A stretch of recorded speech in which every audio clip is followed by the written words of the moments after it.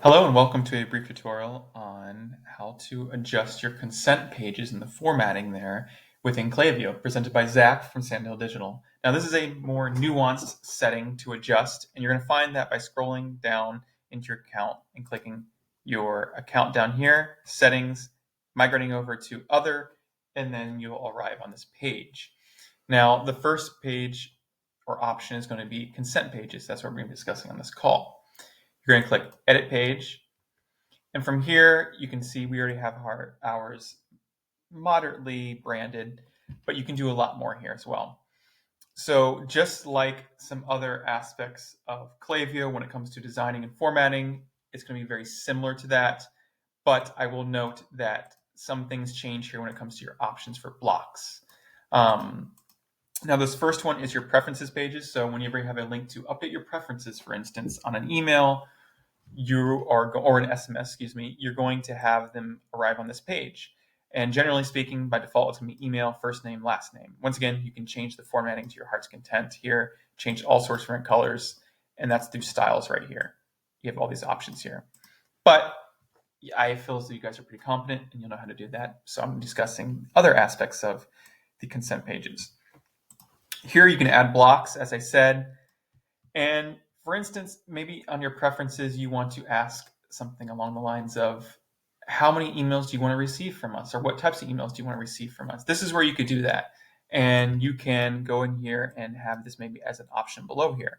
I'm not going to adjust this per se, but if I were, I would maybe bring in over a checkbox and I would say, how many emails do you want to receive from us? And maybe give them an option. Once a week, bi-weekly, once a month, never. If they click never, they should just unsubscribe.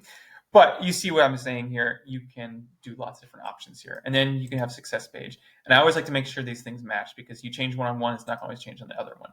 So I like to make sure brand standards and all consistency, everything is the right size, font, as well as coloring. You click publish if you need to publish that. Subscribe page here. Same thing, except for different steps. And the subscribe page is for when people are actually subscribing to your account to be eligible for email marketing or SMS marketing. And the same thing applies here. You're going to apply the same types of formatting. You want to make sure all these different consent pages are consistent. And that's not just not being nitpicky. That's just because you have a brand and you want it to be consistent. And so you will do different things here as well. Generally speaking, the default is pretty good. The default will not look like this, though. It'll be really basic, and you will want to adjust it to branding. So if you don't want to have anything additional, you can stay with the default, but you will have to change some of the formatting to get it in line with your brand. And you're going to have all this stuff down here. You may want to add some changes here as well to the verbiage, but you can do that all in there. And so that is the subscribe page. Email confirmation page is what's going to happen when they have like a second opt-in or another thing along those lines. This is when this appears.